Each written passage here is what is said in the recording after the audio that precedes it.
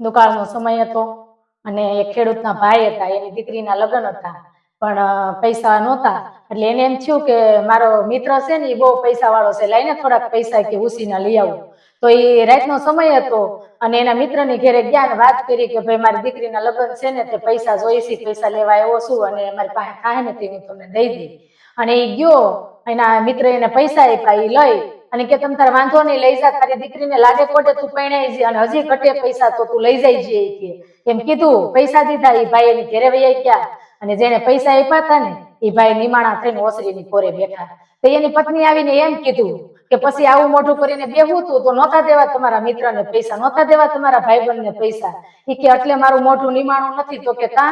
એ કે મને ઈ ન ખબર પડી કે મારા મિત્રની ઘરે એની દીકરીના લગ્ન છે તો મારે એને સામેથી કેવું હતું કે તું તારે પૈસા જોઈ તમ તારે લઈ જાય છે, તારી દીકરીને લાડે કોડે પરણાય છે અને થાય તેથી દે છે, ન થાય તો ન દેતો.